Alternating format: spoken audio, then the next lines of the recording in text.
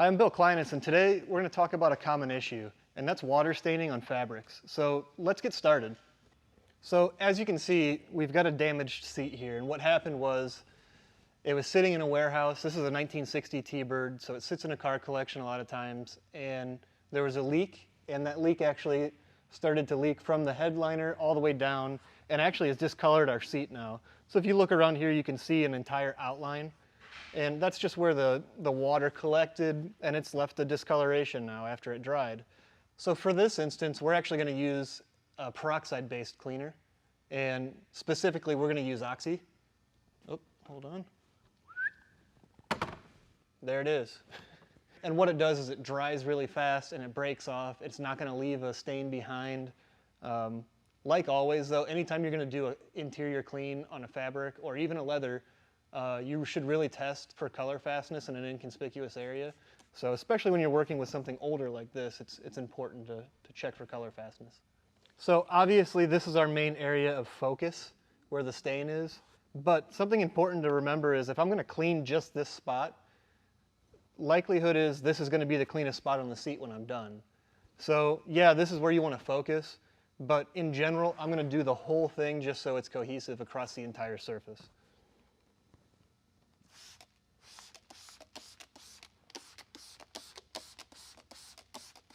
So at this point, I'm going to let this dwell for about 2 to 3 minutes. If you notice that it looks like it's starting to dry a little bit, you can always add more Oxy to re-wet it. And after that, about a 1.5 to 2 minute area, I like to go through with a brush. You kind of want a medium brush. You don't want it really, really hard, and you don't want it really, really soft either. And another thing to remember is look at the grain, the way that the fabric runs.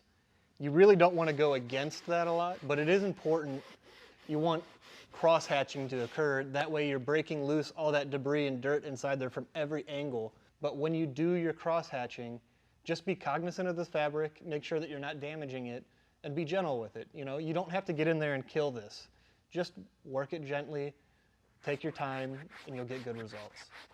And once I'm done scrubbing all of this, what I'll do is I'll come back over with my microfiber, and I'm just going to blot the seat. You really need to take your time with this. Set that thing down, little turn, lift, and just kind of be methodical about it. And I think that what you'll see is your final result's going to be a little bit better than it would have been if you would have just kind of wiped this down and moved on. You're going to get a pretty decent result either way with that, but it's these little things that start to add up. And the more you start to do these little things, your detail starts to get that much better. So we just got done taking the stains out of this seat, and we also went through and cleaned the other seats just so that they are all cohesive and clean. We're going to go through one more step now, and that's just using the new fabric coat. And what that is it's exactly what it sounds like. It's a fabric protectant, and we're going to spray it on all the fabric areas inside the vehicle, and it's as simple as spray and let dry. And what this will do is help repel water and any types of liquids that might, again, stain the seats. So now that we've gone through the car and cleaned it out with the OxiClean, we removed the stains, then we went in with the fabric coat and protected it so we won't have to worry about staining in the future. We've really done a quick, easy detail on the interior. Not only that, but we've preserved this interior for a longer time to come.